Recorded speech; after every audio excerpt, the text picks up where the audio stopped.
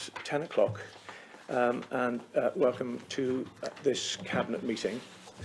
Before we start the business of today, I would like to take this opportunity to just make reference to Councillor Paul Scott, who died last week.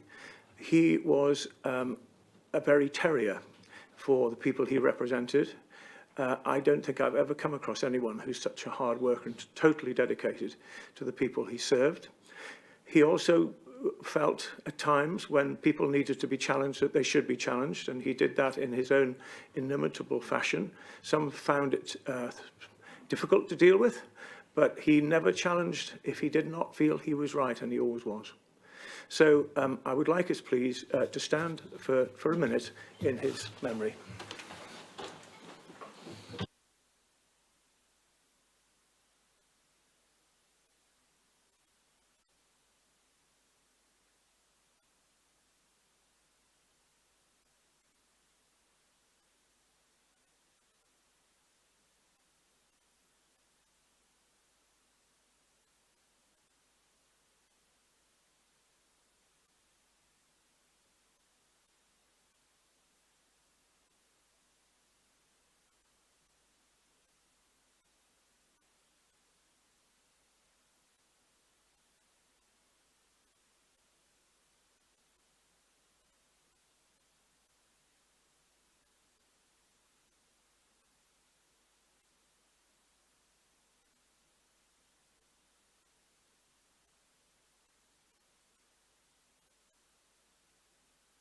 We move on to the agenda for today. First item is apologies for absence. Do we have any? Karen? Thank you very much. Councillor Horncastle. And I think that's... yes, and Councillor Flux as well, please. Okay, we then move on to the minutes of the last meeting, which was held on the 7th of December. Which I will sign as a true correct record later on, unless there are any urgent issues arising from them. So if not, can I agree that these are taken as a true record? Please, could you propose? Proposed by Councillor Patterson, seconded by Councillor Wearmouth. All in favour, please? You need to show that. That's all unanimous. Thank you very much. Then we move on to number 3, which is, do any members have any interest they need to declare? Yes, Leader, for me. It's not a declaration of interest per se. It's in relation to the Peel Trust. I was there when the Peel Trust was set up. I was also there in relation to the reorganisation of schools in the Ponteland area, and I'm also closely linked into a school which is part of the Peel Trust. Thank you very much. Catherine Seymour? Yes, it's not for that. Sorry, we whipped by the minutes. It's just to say that I did send in my apologies for that, and I'm not on there. Okay, that's noted. Thank you very much. Move on to number 4, which is the report of the Executive Director of Children's Services and Adult Social Care. This is around the outcomes of the consultation, which has recently been completed, to amalgamate Seaton Sluice Middle School and Whitrig Middle School. I shall ask Guy Renner-Thompson just to briefly introduce that as a Cabinet member responsible, and then ask an officer to take us through the report. Guy Renner-Thompson. Thank you, Chairman. This was a proposal that came from the governing body of the Seaton Valley Federation to amalgamate these two middle schools as part of our ongoing investment into schools in Seaton Valley. The proposal was to close Seaton Sluice Middle School, the physical buildings, merge the institution with Whitrig Middle, and have all three on one site up at Seaton Delaval. That proposal has been roundly rejected by the community, citing various reasons, from the not wanting to lose a middle school through to road safety of increased pupil numbers at the proposed new site. It was opposed by all of the local members and by the MP, Ian Levy, and we are where we are with this report. That Sue Aviston will be able to take you through the further details. Thank you very much. Move to Sue Aviston. Good morning, Sue. Thank you. As Councillor Rowan Thompson has said, the report sets out the outcomes of the informal consultation on a proposal to amalgamate Seton Sluice Middle School and Whittrigg Middle School on the current site of Whittrigg and Astley High Schools, or on an alternative site available in Seton Delaval. As Cabinet will remember, you gave approval late last year to commence some consultation, which took place from the 13th of October through to the 1st of December, which was a 6-week period of consultation that took place during term time, which is in line with the DFE guidance. A consultation document, including a questionnaire, was drawn up, which set out the rationale, the background information and also the implications of the proposal. This document was circulated directly to parents, staff, governors and other stakeholders, as demonstrated in the consultation register contained in Appendices 2 of this report. The document was also published on the Council's website, on Twitter and on Facebook, and notices highlighting the consultation were displayed in the local libraries in Seton Sluice and Seton Delaval, and a copy of the questions are contained in paragraph 13 of your report.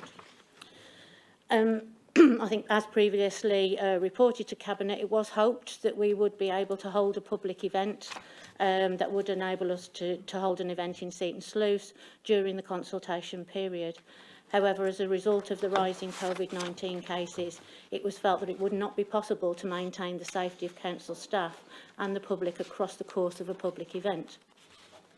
Therefore, a Seton Valley consultation Padlet was developed, which held consultation document and also the frequently asked questions that arose from consultees during the consultation period. The Padlet also included some animations and provided useful interface between consultees and officers, where it was possible to answer the questions arising from consultees, and therefore as a real useful substitute for a public-facing event. The Padlet itself was accessed 285 times during the consultation period, and the link to the consultation document from there was also accessed 276 times. We were, however, able to hold virtual meetings, and they did take place with Seton Sluice Middle School staff, their trade union representatives and their HR advisor, Whittrigg Middle School and Astley High School staff and their trade union representatives, the governing body of the Seton Valley Federation, and also at the invitation of the Seton Valley Community Council, a meeting was also held with them. The summaries of these meetings are contained in paragraph 25 of the report. Also, as set out in paragraph 24 of the report, members are reminded that the purpose of the Council's questionnaire was to seek the views of consultees on a qualitative basis in order to inform the decision-making process of the Council's Cabinet, and it is not the intention that the results are used as a referendum on the proposal. Just over 3,500 consultees were sent the link to the informal consultation document and the questionnaire directly, and a total of 726 responses were received via the consultation document. This, however, does not include the student feedback from the Seton Valley Federation's own questionnaire that they developed to seek the pupils' views. A breakdown of the number of responses received, seeking views on whether the respondents supported the proposal, is provided in the table in paragraph 24 of the report, together with the main reasons given for supporting the proposal, as well as the reasons given against. Consultees in support of the proposal appear to echo the views of the Seton Valley Federation to the perceived benefits of the proposal, which includes social and academic benefits, fit-for-purpose new buildings, financial benefits through economies of scale, improved transition for pupils and the sharing of expertise across both the middle school and the high school. Consultees opposed to the proposal were concerned with the proposed size of the middle school, the increased distance for some pupils, some pupils would have to travel, younger children mixing with older children, traffic and parking issues, and also the loss of their community school. The governing body of Seton Valley Federation still support the proposal to amalgamate the two middle schools, and they are of a firm belief that this is the best educational option available, and a more detailed summary of their response is also contained in paragraph 15 of the report. Quite unusually, there were only feedback from 2 first schools in the partnership that responded to the consultation, and their responses are mixed, with one school tentatively supporting, but with a number of key questions, and another unable to support the proposal through suggested lack of engagement by the Seaton Valley Federation with its feeder schools. They felt they didn't have enough information to respond. Seaton Valley Community Council's preferred option is to retain the middle school in Seaton Sluice, and for Northumberland County Council to invest in its existing buildings and site to address the concerns that have been expressed about the viability of the school when the new buildings are provided for Astley and Whittrigg. The reason why the building of Seaton Sluice School does not feature close to the top of a list of priority for the County Council is set out in paragraph 28 of the report. Seaton Valley Community Council also expressed their view that they were unable to fully consider the proposal without knowing exactly where the site would be located. Local elected members do not support the proposal, and a summary of their responses are contained in paragraph 19 of the report. Together with the local MP Ian Levy is also opposed to the proposal, and his response is contained in paragraph 21 of the report. 18 students responded to the Council's online consultation, and in addition, a further 533 responses from students to the questionnaire developed by the school were also received, and a breakdown of these is contained in paragraph 23. From the responses received to the Federation questionnaire, the students at the Seaton Valley School do appear in the main to be in the favour of the amalgamation, although there is less support for all students to be located on one site. Around 185 consultees also suggested alternative models and options during consultation, and these are summarised into 3 themes contained in paragraph 26 of the report. So in conclusion, while it was stressed that consultation of this nature are based on qualitative rather than quantitative feedback, there must be a significant body of support, even if not the majority of support, across a range of stakeholders, including professionals for the proposals, such as they can be successfully implemented. The lack of express support for this proposal across both professional, public and political sectors give rise to the concern that this proposal would not only be difficult to implement and would therefore not achieve the improved educational outcomes on which the original consultation was initiated, but may conversely impact negatively on the students of the Seaton Valley Partnership as a result of the division this would create. Therefore, officers are recommending that Cabinet do not move to a publication of a statutory proposal to amalgamate Seaton Sluice Middle School and Whittrigg Middle School in shared buildings with Astley High School, and therefore proceed no further with this proposal.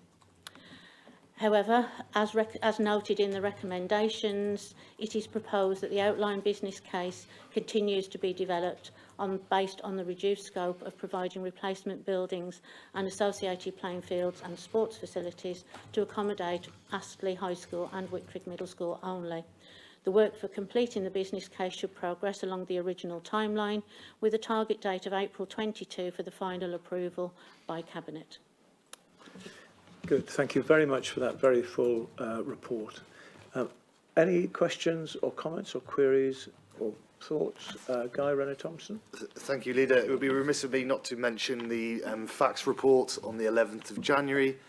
The committee examined the proposals and were happy with the recommendations, including, interestingly, the Labour member, Caroline. She was very much in favour of not closing the schools. Obviously, haven't had a conversation with the Chair of Governors, Susan Dogworth, who proposed this amalgamation in the first place. I think it'd be very interesting to see what happens there. Thank you. Any other points, thoughts, questions? No? Okay, so can I take you to the recommendations, which I'm actually going to read out? So that it is recommended that Cabinet decide on the balance of the strength of the rationale for the proposal put forward by the Seaton Valley Federation and the qualitative argument of the feedback received from stakeholders, including parents, during informal consultation, not to proceed to the publication of a statutory proposal to amalgamate Seaton Sluice Middle School and Whittrigg Middle School. And secondly, to note that the project to re-provide new buildings for Astley High School and Whittrigg Middle School on the current shared site or another site will continue to proceed as originally planned. Do I have a proposer for those recommendations? Proposed by Guy Renner-Thompson and seconded by Councillor Jeff Watson. Can I see who is in favour of those proposals? Thank you very much. That's unanimous. So now we move on to the next report, which is around the outcome of consultation on proposals for Atkinson House. And again, I'll ask Guy Renner-Thompson to introduce this as the Cabinet member responsible, and then ask for an officer to take us through the report. Guy Renner-Thompson. Yes, thank you, Leader. This is a proposal to move the Atkinson House Special School over to Ponteland. Atkinson House is a school for children with social, emotional and mental health needs. I think autism is a particular speciality. Because of the delay in the free school build in Blythe, and because of the overall increase in numbers of children with special educational needs that we've talked about before, we feel it is needed for further investment in school places.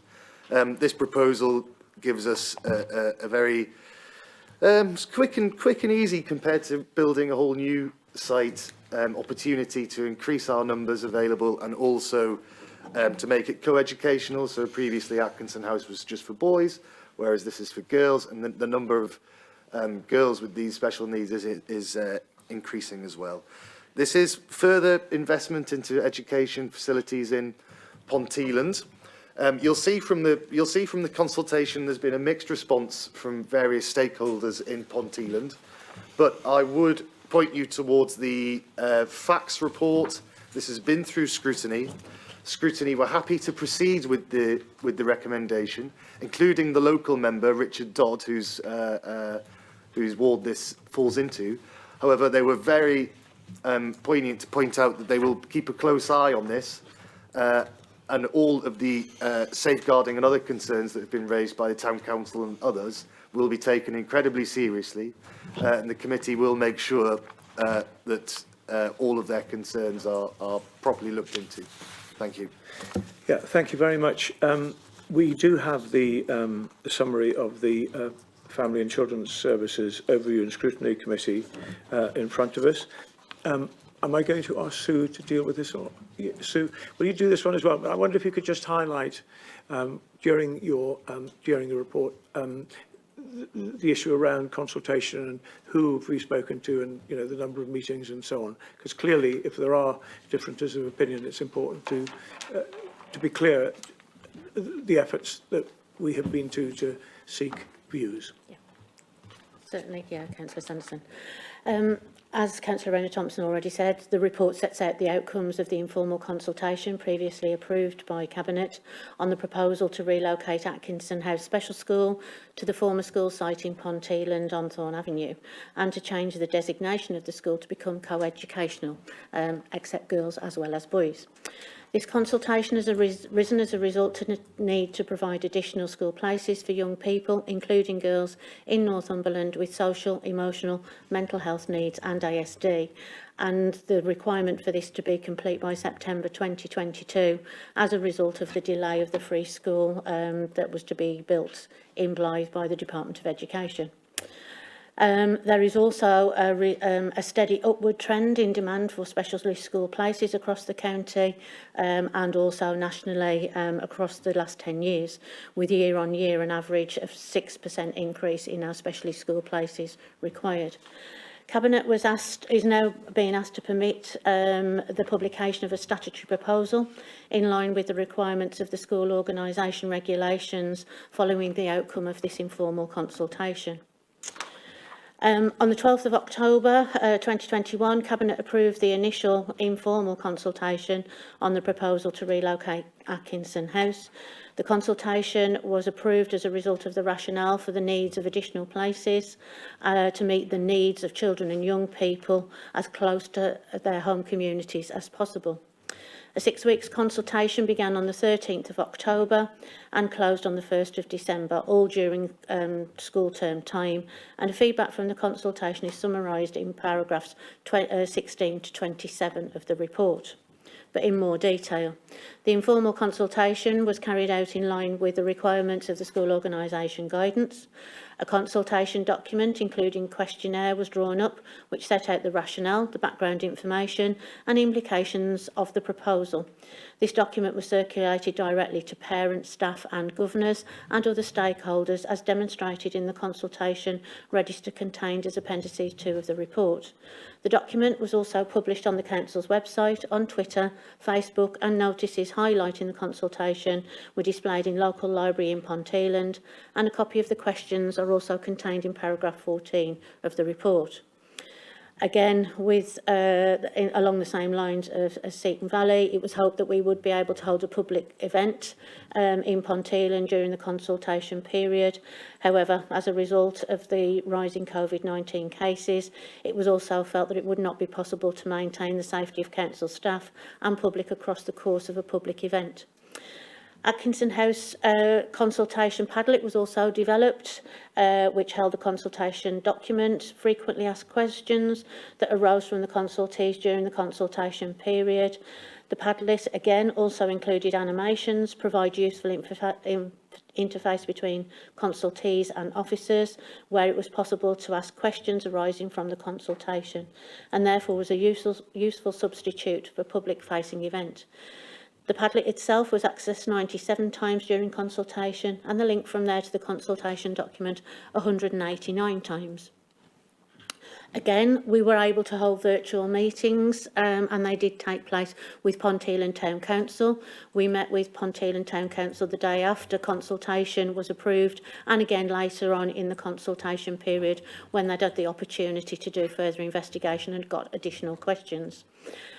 We also met with Atkinson House governing body and also with Atkinson House staff, their trade union representatives, and there were a number of questions raised, and again all the information is contained in paragraph 25 of the report.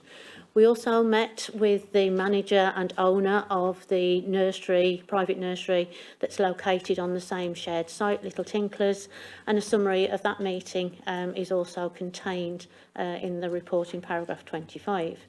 There were also some informational, virtual and in-person meetings held with the Peel Trust representatives, also the local elected members and the local governing body of the neighbouring Richard Coates Primary School. Their specific safeguarding concerns were discussed, as was the impact on traffic and the timing of the school day, in order that the Peel Trust could understand the full operational impact of the proposal. As set out in paragraph 24 of the report, members are reminded again that the purpose of this Council's questionnaire was to seek the views of consultees on a qualitative basis in order to inform the decision-making process of the Council's Cabinet, and it is not intended that the results are used as a referendum on the proposal. Over 2,000 consultees were sent the link to the informal consultation document and questionnaire directly, and while a total of 305 responses were received via the consultation document, of these, around 40 parents of the students of Atkinson House Special School responded to the consultation, and they were all in support of the proposal. The breakdown of the number of responses received against the first two questions is also contained in the table in paragraph 24 of the report, together with the main reasons given for supporting the proposal, as well as the main reasons given against. The reasons given by consultees who expressed support for the proposal are in line with the rationale put forward by the Council as part of the consultation process. Those against, it is understandable that the parents and staff of Richard Coates and Little Tinklers, the private nursery, and local residents have concerns that the young people in an older range group would be in a building adjacent to the Richard Coates Primary School and Little Tinklers Nursery. These concerns could be generally expressed as safeguarding issues, and similar concerns were raised by parents during the consultation in Ponteland to reorganise the partnership from a three-tier organisation to two-tier, particularly in relation to how the shared site at Ponteland High School and Ponteland Primary would work, together with the co-location of the leisure centre. So any remodelling work for the former Richard Coates site would include the appropriate modifications to ensure that buildings and site would be secure, as is the case across all shared school sites across Northumberland. And a full response to the concerns raised are also contained in paragraph 24 of the report. There is feedback directly from those affected by the proposal. So from Atkinson House Special School Governing Body, they agreed in principle to support the proposed transfer and to change to become a co-educational school. And the summary of their response is also shown in paragraph 16 of the report, together with the responses to the questions raised by the governing body. The staff body of Atkinson House generally welcome the proposed move to Ponteland and the consideration of co-education. Their reasons relate to the opportunity to create a building that is more fit for purpose and can deliver additional places, and they have no current specific provision for girls in Northumberland with SEMH, so fully support the expansion to become co-educational. Staff also submitted a number of questions, and they have also been responded to in paragraph 17 of the report. Further consultation feedback was received directly from the Peel Trust on behalf of all the schools in the Ponteland Partnership, but particularly from Richard Coates, who's directly impacted by the proposal. The response from the Peel Trust supports the need for additional SEMH provision in Northumberland. It does, however, have concerns around the decision to co-locate Atkinson House Special School alongside a primary school, which they feel is wholly inappropriate, and the proposal is based on an opportunity to use a vacant building. The Trust also submitted 4 questions, which are contained in paragraph 18, together with the responses to the points raised. NCC officers and the head teacher of Atkinson House remain committed, as previously discussed at the outset of the informal consultation, to work with the Peel Trust and the diocese to ensure suitable safeguarding measures are put in place to ensure all children and young people are safeguarded, as is the case across all of our schools, shared school sites across Northumberland, where age ranges of children are varied and also the needs of the individuals are also met.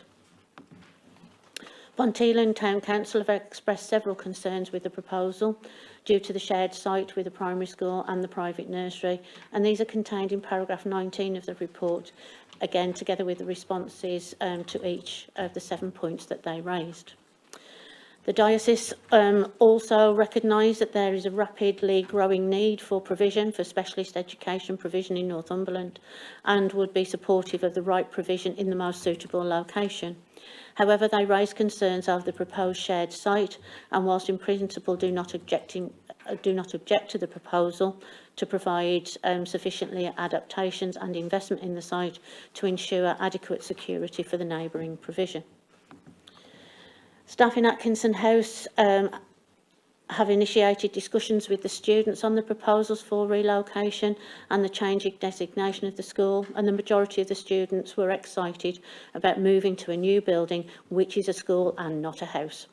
A summary of their feedback, including their concerns, is also contained in paragraph 23 of the report. A number of consultees also suggested alternative models during the consultation, and they've been summarised into 6 key themes and are contained in paragraph 26 of the report. Further implications of the implementation of the report.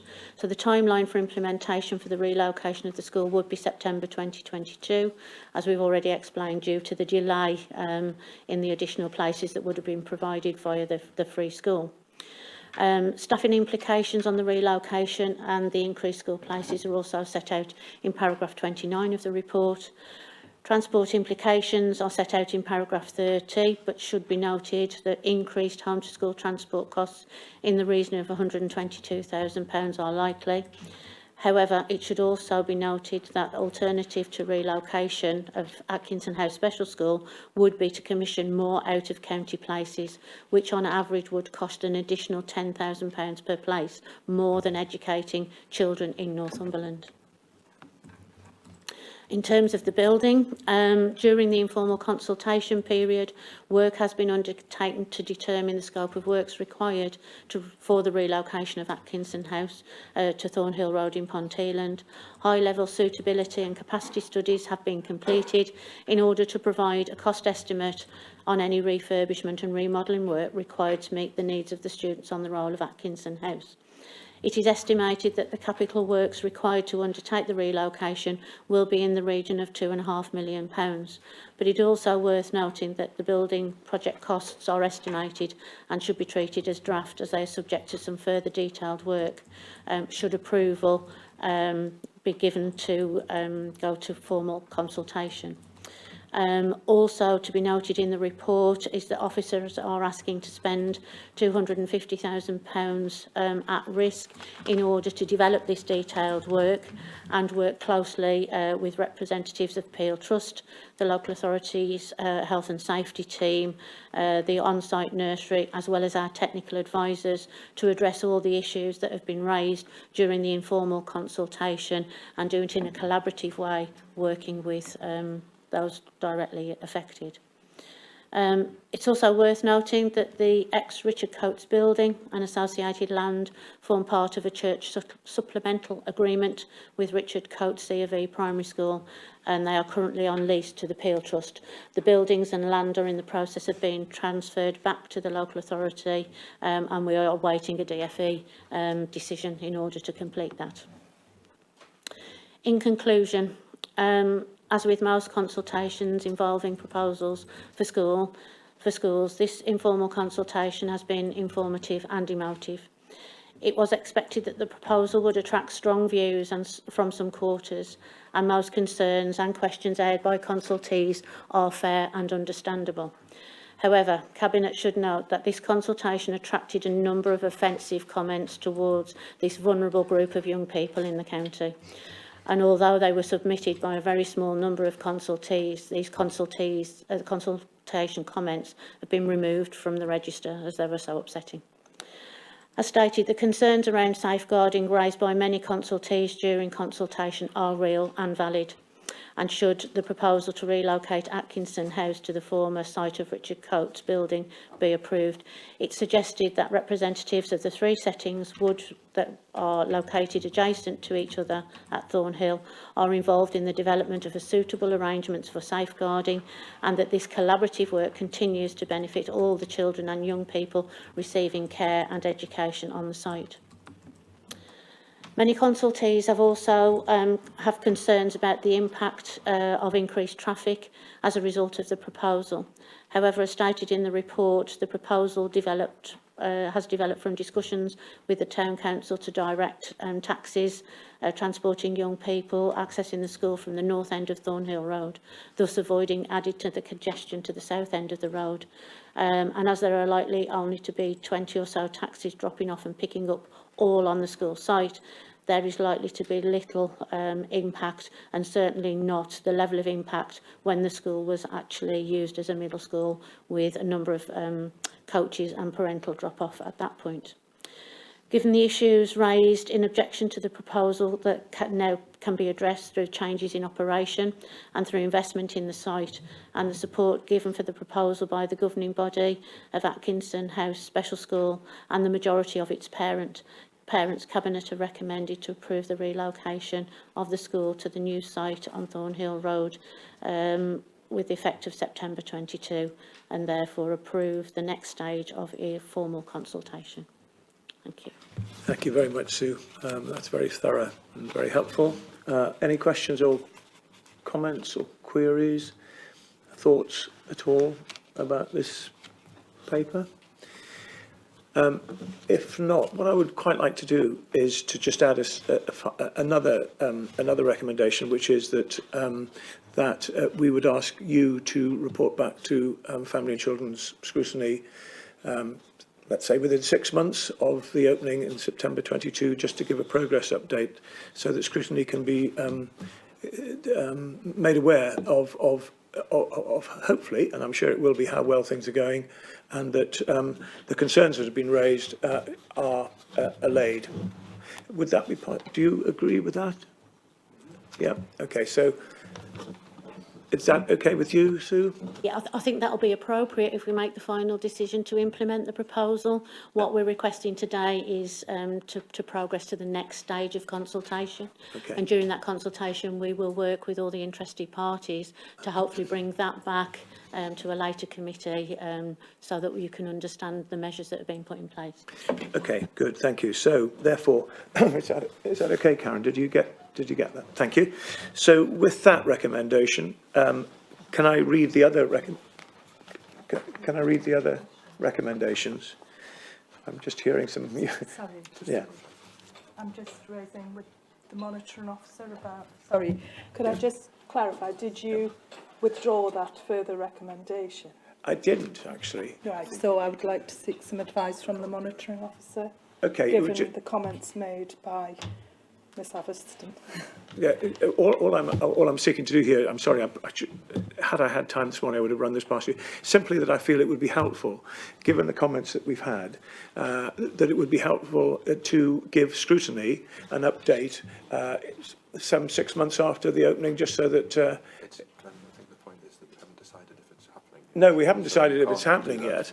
Appreciate that. I know I'm a step ahead of myself. So I think that probably if we attach that to the next time it comes back to Cabinet. Okay, we'll do that then. We'll leave that and we'll come back to that in March. I will withdraw it. I smack it back in my hand. And Not at all. we'll look at it again in March. But you know this, you'll pick up kind of the sentiment that is with that. Therefore, I take you to the recommendations, which are: 1, to decide on the basis of the educational rationale for the proposal, feedback received from consultation, and any recommendations received from Family and Children's Services overview and scrutiny, which we have, whether to promote the publication of a statutory proposal setting out the intention of the County Council to implement the following proposals: to relocate Atkinson House Special School to the former site of Richard Coates Church of England Primary School, with effect from the 1st of September 22. To change the designation of Atkinson House Special School from single-sex provision to co-educational provision, with effect from the 1st of September 2022. Prove feasibility and design works to be undertaken at risk at an estimated cost of circa £250,000. £250,000, to note that the recommendation should be approved, should the recommendation be approved, the outcomes of the formal consultation following the publication of the statutory proposal on the 13th of January 2022 would be brought back to Cabinet on the 8th of March 2022 for a final decision to be taken in relation to the proposals set out in recommendation 1, at which stage we would come back to that extra recommendation, but not until. And then finally, to note the recommendations for home to school transport set out in paragraph 26 of this report. Could I have a proposal for those, please? Proposed by Councillor Wearmouth, seconded by Councillor Renner-Thompson. Are you all in favour? Could you show? That's unanimous. Thank you very much indeed. So, can we then move on now to the national funding formula and 22-23 schools funding? Again, I ask Councillor Renner-Thompson to give us a brief update and then pass to officers. Yes, thank you, Leader. This is quite a technical paper in terms of the figures and numbers, and I'll leave that bit to our capable officers. But I would make some comments on on how we've got to this point. The national funding formula has increased from government. We've also done very well in Northumberland in our lobbying over the last few years, in particular with sparsity funding. So previously, schools get extra money for being out in the sticks. It was to do with as the crow flies measurements, whereas we lobbied to get it changed to as the measurements that follow the road. And and the government have listened to us and other stakeholders and actually made that change. And as a response, we're getting an extra £719,000 from the government. The appendices that we had at the facts, which shows all the different schools, isn't on this report, unfortunately, but it shows some of our smaller rural schools having a budget increase of over 15% in some cases. So it's certainly worth congratulating the government and ourselves for lobbying on that position. Also point out we're following the recommendations of the Schools Forum. Schools Forum is an incredibly important body that we have here. It brings together council officers, union people and stakeholders from the schools themselves to make decisions and make recommendations to the council and we are yet again following their recommendations. I should also point out that in previous years we lobbied the government for a change in the national funding formula to because we have high schools, whereas other counties only have secondary schools, and the government again did listen to us on that point some years ago. So over the years we have done quite well out of the national funding formula, and you'll see we have further increases in funding, but I'll leave the actual figures to Kath and Sue. Thank you very much. And you'll see that the report from our Overview and Scrutiny Committee is very much supportive of this as well. So I'm going to ask Kath, I'm going to ask Sue Abberston to speak again. I hope you've had a slug of water since the last one. We've read this report, so just if you can take us through it briefly, that would be super. Thank you. Yes, certainly. So yes, as Councillor Rona-Thompson said, this is an annual report we bring through to Cabinet for seeking a delegated decision, as the funding allocation comes very late in the year and is a quick turnaround. So the basis of the report is really to delegate authority to Councillor Rona-Thompson and Exec Director of Adult and Children's Services to make the final decision around the allocation to the funding formula factors. But as the report sets out, it identifies that it remains the government's intention to continue to implement a national funding formula, and Northumberland has been working over the last 5 years to get our funding formula values in line with those that are used nationally. We agreed last year with our Schools Forum that our 3 factors that are now out of line with national funding formula, that we would bring them in line this year, and do that in a 2-stepped approach, with the first step last year and completing that approach this year. So the early indications are that our funding will allow us to move those 3 factors to the national funding formula values for 22-23, and this is likely to see an increase in the region of £63 per pupil for primary, £48 per pupil for our Key Stage 4 pupils, and £290 per pupil for those children with primary lower prior attainment. But again, these are all subject to the detailed work that officers are currently doing in order to set the final values. Another key formula value that differs in Northumberland is the free school meals factor, because we have always used a straight free school meals factor, whereas now there was an introduction of the free school meals 6 measure, which looks at the average number over the 6 previous years. So we'll continue to move this measure in line with national funding formula as well. So just worth pointing out that the provisional data for 22-23 that has been used to develop the details within the report that are shown in Table 3. These figures are indicative and are based on October 2020 pupil numbers. So the numbers of pupils, as we've previously reported through the school organisation plan, continue to fall slightly across Northumberland. Therefore, our final settlement is likely to be lower than that shown in the table, but it's all driven by pupil numbers. So really the only thing to say in support is that all the measures that we are suggesting have all been consulted with Schools Forum. On Schools Forum's recommendations, those measures were then consulted with all schools in Northumberland.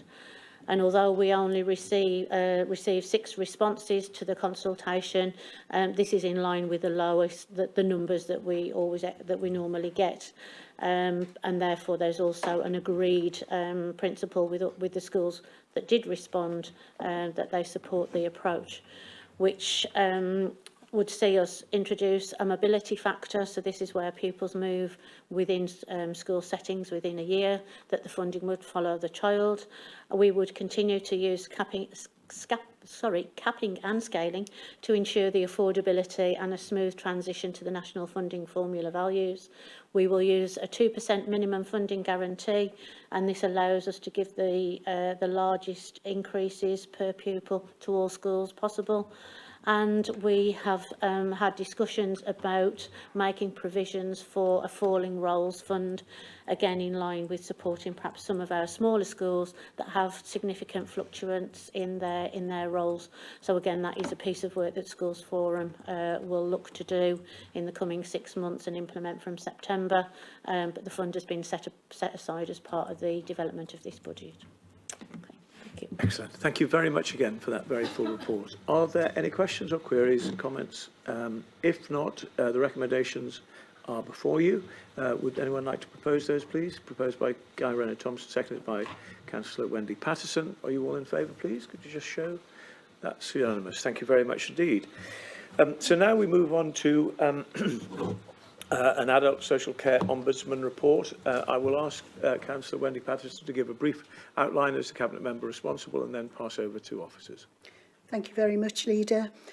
This is regarding a complaint from a resident, which was initially about the Council's new charging policy in February 2019, and it developed from there. This complaint eventually went to the Ombudsman, and the Ombudsman did feel there was fault by the Council, and this has now been remedied, this complaint. I don't know whether the officer would like to speak further on this. Thank you very much, Wendy. Can I pass over to... Thank you. Neil Bradley. Yeah, thank you, Chair. Social care charging is a very complex area, so I'll try and make this as simple as possible, but this was quite an interesting issue that arose through this case. I mean, broadly, when we assess somebody for charges for social care, we allow them an opportunity to make arguments for disability-related expenditure to be excluded from their charge. And an individual came forward and felt that the costs of a holiday abroad, the cost of taking his carers with him, so the cost of meeting the accommodation and the flights for the carers, should have been excluded from his charges. The officer's initial decision was not to allow that to be excluded because we didn't deem it was necessary expenditure in the sense of the statutory guidance that we follow when we assess people for charging. And that was what the individual complained about. We initially upheld our own decision and then he went to the Ombudsman. Where this became interesting was in the draft responses that we started to receive from the Ombudsman. The first draft response we got from the Ombudsman made quite a wide-ranging statement that the Ombudsman felt that we were wrong and that any reasonable additional costs directly related to a person's disability should be included as disability-related expenditure. This would have had very wide-ranging implications for Northumberland's charging policy and potentially charging nationally. Officers estimated that, taken to its natural conclusion, we wouldn't have been able to charge at all against disability-related expenditure. This would cost Northumberland around £4 million of income. And when you scale that up across the 150 to 160 authorities who deal with adult social care, would be quite an astronomical bill. We asked the Ombudsman to reconsider that. The Ombudsman did reconsider their report and sent a revised version, but it still contained that punchline in it around any reasonable cost being included. So, again, because of the far-reaching implications, we sought QC advice on this. The QC advice sided with the officer's view of the interpretation of the regulations, and we sent that to the Ombudsman. And then at that point, they did revise quite significantly what they put into their final report, which is what has come to us now. That was taken back to being that, that basically we should never dismiss the fact that there could be a situation in which somebody could make an argument to us that there may be reasonable expenditure that should be taken into account, but they did agree with our interpretation of the statutory guidance. We're comfortable with that as officers, as the outcome, and the proposals in here, proposal 3, recommendation 3, is that we change our appeals process to map to what the Ombudsman has asked us to do in that final decision, and we're comfortable with it, but we are pleased as officers it hasn't gone as far as the earlier recommendation, which we didn't feel was the correct interpretation of the government guidance as proven by the QC, and that's broadly the detail of it, Chair. So. That's a very good explanation. Thank you very much indeed for that. Are there any questions or queries? If not, you have the recommendations in front of you. Could somebody propose those, please? Proposed by Councillor Wendy Patterson, seconded by Councillor Richard Wiermer. Could you show if you're in favour of those? Indeed, that's unanimous, so thank you very much indeed for that. Thank you very much, Neil Bradley, and for that very good summary. We now move on to workforce issues and commissioned care services. Again, I'll ask Guy Renner-Thomas to do a very brief introduction and then pass over to officers. No, I won't. I'll ask Wendy Patterson. Sorry. I think, yes, I think it's myself. It is yourself. I'm yes, so sorry. Yes, it is. Yeah. It's my good self. First of all, I would just like to say how much Northumberland County Council values our care workers and our care providers. And this report is asking whether the Cabinet would consider adopting a proposal which appears as option C in this report, and it would in effect bring forward by 2 years for most care workers in Northumberland the national target for the national living wage of setting it at 2/3 of median earnings by funding care providers to pay the real living wage. Thank you very much. So who will take us through this one? Neil Bradley, please. Thank you, Chair, and thank you, Councillor Patterson. Yes, I mean, at this point in time, adult social care services, as many people will be aware, are kind of facing unprecedented pressure within recruitment into the sector. This is a national problem, it's a regional problem, and it's a problem for Northumberland. It started to manifest itself most significantly around what we loosely term Freedom Day, when last summer the main restrictions from COVID were ceased, and we did start to see a migration of staff out of the care sector back into hospitality, into restaurants, pubs and other sectors that had been more closed down during the main part of the COVID crisis. By the time we got to sort of September, October, we had at any point in time between 160 to 200 people in Northumberland who were awaiting a package of domiciliary care that we couldn't meet because there simply wasn't enough staff that the providers of this care could employ into the sector. That has continued, and we still sit at around 200 people waiting at any point in time for a package of care in Northumberland. And we're starting to see pressure in other parts of the care sector, within residential care now, and within other bits of the services as well. Providers are not immediately able to take people into residential care in every case until they've tried to recruit staff, and they are losing staff from that sector. As a council, we're doing a number of things to try and assist that situation. We're supporting providers with advertising. We're advertising through council social media in our own areas to try and assist them. There are funding streams coming through from government, and the leader and the chief executive just before Christmas made a decision to support the domiciliary care market with a bonus retention scheme for staff who stayed in post between 1st of December to the 31st of March to try and stop the outflow of staff from that particular sector. But things are serious countrywide in terms of the situation around care staff. So this paper loops round to an attempt to try and assist with that situation by looking to bring minimum salaries for care workers in Northumberland up to the level of the real living wage. The real living wage is something that is calculated by the Living Wage Foundation. It is determined on the basis of a number of costs that they look at to determine a reasonable standard of living, and it's different to the national living wage, which is the statutory level which providers have to pay, which is based around a proportion of median earnings, as Councillor Patterson mentioned. The two are on a trajectory to come together in around about 2024 at the minute, because clearly wages rise more quickly than costs do, generally. This proposal probably would have been unaffordable at the council 5 or 6 years ago because the gap was so large between the national living wage and the real living wage. But in actual fact, in April this year, we expect the differential to be only about 4%, 4.2%, which means that it would cost the council around about 3.4 million to bring forward the implementing that level of salary 2 years early. In essence, we would probably have got to it in 2024 anyway. When our corporate finance team has remodelled the medium-term financial plan, it actually brings the cost down to about 1.7 million over the 4-year period, because clearly we're bringing forward some inflation in the system early now. So the net cost will be about 1.7 over 4 years. There are two further implications, one on full cost fee payers, because clearly they would be liable to pay a higher fee rate as well if we offered it to providers. That would be an overall impact of about £300,000 on that sector. And the CCG would be affected to the tune of about 1.3 million for the care that we purchase on their behalf for people who have a continuing healthcare package. There are three three proposals in the report. Basically, we could do nothing at the minute. We could ride this out and see if this is a short-term phenomenon linked to the end of COVID. I don't think that is, we don't expect that to be the case, and that isn't our preferred scenario here. Of the other two options, we could offer the fee increase to providers and allow them to determine how they want to use it to try and improve their recruitment position.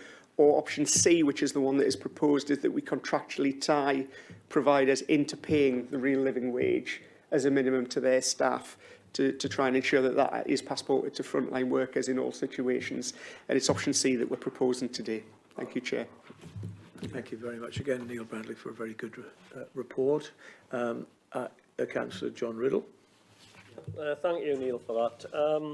You know, I would support option C, but how are we actually going to monitor? You're saying we're going to make it a contractual obligation, but how are we going to monitor that it's actually being implemented on the ground in all cases?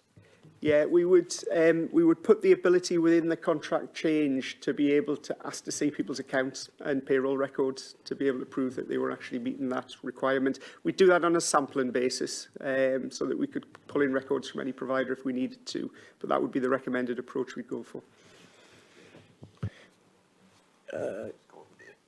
Gordon Stewart. Yes, thank you, Leader. I don't think we can shouldn't understate how groundbreaking this is and how welcome it will be by so many people who work in that sector, a lot of friends and residents of mine on that situation. This is a really big move for Northumberland County Council. Yeah, it is. Thank you. Richard Wearmouth. I think I've got the wrong set, but not to worry. Thank you very much, Leader. This is something that I entirely support. Work should pay, and it should pay fairly. And I've been very proud that under the previous administration of which we were part, and this one, we've embraced that. And you'll recall that we looked at achieving a living wage for the council when we came into office in 2017. And this is an important next step to make sure that people working in the care sector are properly paid. It's a fantastic bit of work that's been done by our officers. I thank them for that, and very happy to support option C and implement it as quickly as practical. Thank you very much. I think we'll probably all be very much in favour of that. Before we go to the vote, I note that the Health and Wellbeing Scrutiny Committee looked at this and they were fully supportive as well. So, with that, Councillor Patterson. Thank you very much, and seconded by Councillor Wearmouth. Are you all in favour of those proposals? Please show. Yes, that's unanimous, so thank you very much indeed. So, we now move on to reports of the Interim Executive Director of Finance and 151 Officer. And the first one is around the notification of the estimated collection fund balances 21 to 22. Around council tax and business rates, and I'll ask Councillor Richard Wearmouth as the relevant Cabinet member to briefly introduce this and pass over to our 151 officer. Thank you, Leader. Conscious of time and that we've had some lengthy items, I'll pass straight to Jan on this one. Thank you. Thank you. Good morning. Jan Willis is joining us virtually, I think. Yes, good morning. Very brief introduction to this report. It is quite technical. It's a report that we're required to bring on an annual basis. The estimate of the collection fund balances does feed through into the budget report that will be coming to Cabinet in February and then going on to Council. And there are two key elements to the collection fund. One relates to council tax collection and the other to business rates. So for the purposes of this report, the estimate of the balances for council tax are, as set out in the table, a surplus of £4.5 million.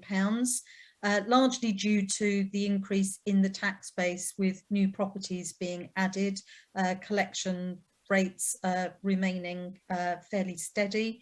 And of that £4.5 million surplus, the council share is £4.2 million. so far as business rates is concerned, because the government have made available some very significant business rate reliefs, there is a large deficit forecast of about 25 million. Again, the council's share of that is 50%, so £12.5 million, but that will be offset by Section 31 grants of 9.2 million. So the net deficit that will fall to be met from our budget is 3.3 million in the 22-23 financial year. So in overall terms, we're about £1 million to the good, because the surplus on council tax is about £1 million higher than the estimated deficit on business rates. And as I've said, all of those figures will form the basis for calculating the council tax requirement for 22-23 when that report comes to Cabinet and then to Council in February. So I'm happy to take any questions on all of that, Leader. Yeah, thank you very much indeed, and a very commendable effort by you and your staff throughout that section. So thank you to you and to all of them. I think we are okay with this. I can't see any hands. So would someone like to propose these proposals proposed by Councillor Wearmouth and seconded by Councillor Patterson? Can I have a show of hands, please? All in favour? Thank you.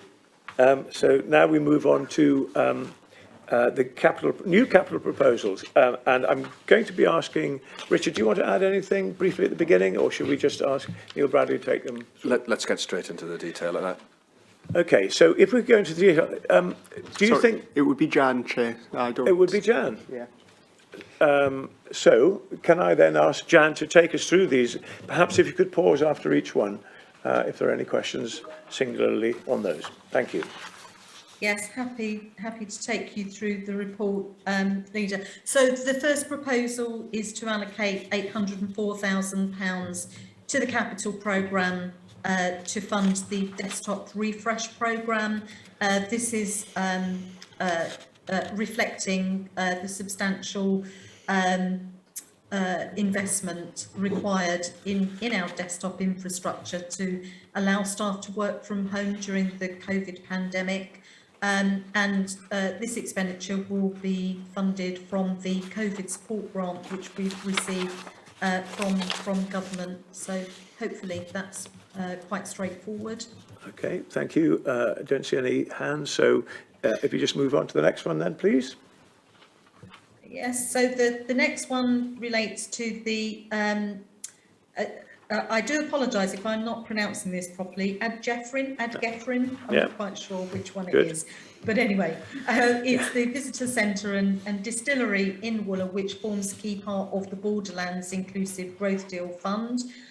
So the recommendation is that Cabinet approve an allocation of £650,000 from the Strategic Regeneration Reserve to help fund the initial phase of visitor infrastructure improvements.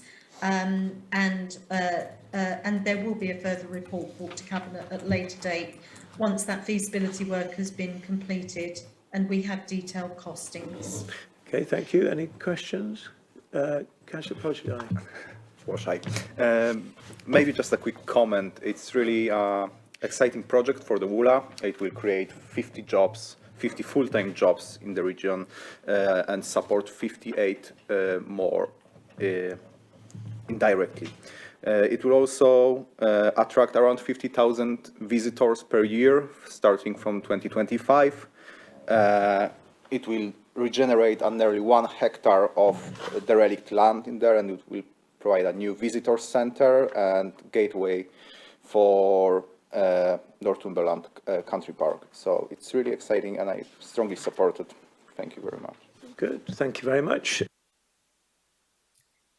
Okay, so the next proposal relates to Blythe Cycle Improvement Scheme, and the Cabinet are asked to accept an external funding contribution of £336 for cycling and walking improvements from the Emergency Active Travel Fund, which is administered through Transport North East, and agree that that will be added to the capital programme to fund cycling and walking improvements and crossing facilities at the Waterloo Road junction with Renwick Road in Blythe, and the total cost of that scheme is £422,000, and that will be split over 2 financial years as set out in the report. Thank you. Any questions on this very good scheme? Councillor Podger. Again, just a comment, really. I just welcome that the proposal to have the traffic light control junction has been scrapped, as it was highly controversial in Blythe. So I really welcome that for the residents of Blythe. Thank you very much. And it's really nice scheme, really. Thank you. Good. Yes, thank you very much. A great scheme. And the next one is slightly more unusual, but I'm sure you've got an explanation for it. Yeah, so this is slightly more than a washing machine. It's actually a very large piece of equipment that's used to clean and disinfect equipment which is loaned via the council's joint equipment loan service. So these are large items of daily living equipment, you know, furniture, etc., and allows us to reuse these items. So this particular expenditure is funded by the CCG. So Cabinet are asked to approve that £125,000 to replace the current equipment is added to the capital programme. Thank you. Don't see any hands up, so I think we are okay on that one. And then the final one, please. Yes, and then the final proposal is to accept a £50 million capital grant award for the Carlisle Citadels project, which again is one of the key projects within the Borderlands inclusive growth deal. Yes, thank you. This is because we are the body that needs We are to the take accountable body. That's it. Yes, so this particular project, the lead for it is actually not the council, but as the accountable body, we administer all of the funding. Yeah, good. Okay, don't see any hands up about that one. So all in all, is there a proposer for all of those? Proposed by Councillor Wearmouth, seconded by Councillor Riddle. Are you all in favour, please? Yep, that's unanimous. So thank you very much. We then move on to this is a record of decision taken in consultation with the leader on grounds of urgency, the use of a government grant to fund a retention bonus for home care. Am I going to ask a member to take our officer to take us through this one, or are we okay with this? I think we are. So if we just we have a recommendation to the Chief Executive, which is that we recommend that we approve the use of the Workforce Recruitment and Retention Fund for Adult Social Care to fund bonus payments for home care workers, as described in this report. Anyone want any questions, or do you want to just take those that proposal? Proposed by Councillor Patterson, seconded by Councillor Wearmouth. Are you all in favour, please? Good. Thank you very much indeed. And that takes us on then to urgent business. There is some urgent business today, which we've agreed to take, and that includes the North of Tyne Combined Authority borrowing powers. You all have a paper. It's all been explained to you. The monitoring officer or Jan Willis want to just say a word or two about this? Yes, Leader, I'm happy to give a brief overview of this report. The Mayoral Combined Authority has been in discussion with the with government about laying regulations that would allow the North Tyne Combined Authority to have borrowing powers. This is because the Combined Authority wasn't in existence when the original 2018 regulations that allowed mayoral combined authorities to have borrowing powers were made. Draft regulations have been prepared, but before they can be brought into effect, the constituent authorities of the combined authority need to give their consent. So there was a report to the North Tyne Combined Authority, which is attached as an appendix to this report and provides the background to the decision. But this report is simply asking Cabinet to give their consent to the making of those regulations. And I would add that there are no immediate plans for the North Tyne Combined Authority to use those borrowing powers, and the proposed debt cap for the current financial year is zero. However, should the Combined Authority at some future date need to use those borrowing powers, then the regulations make that possible. Good. Thank you, Yes. Leader.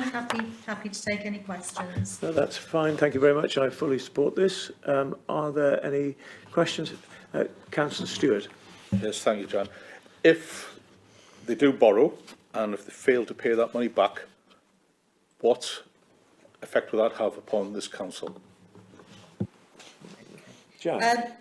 Yes, so I'm going to answer that in two ways. So the first is to say that the North Tyne Combined Authority is obliged, as all principal councils are, to set a balanced budget, and they are subject to all of the same safeguards that apply to all other councils.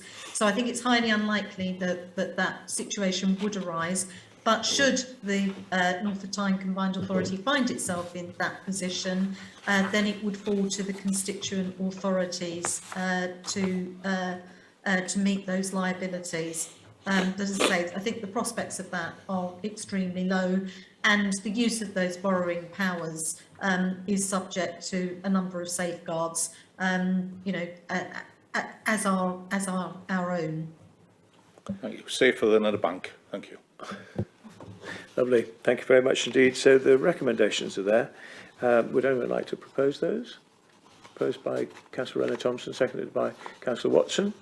Are you all in favour of those recommendations? That's unanimous. Thank you very much indeed. That takes us to the end of this meeting. We do have another item which we need to take in confidential session. The reasons are in front of you on page 4 of the agenda. So with those reasons in the agenda, can we agree to exclude the press and public? Agreed. That's agreed. So thank you all very much, those of you who have joined us this meeting this morning, and good morning.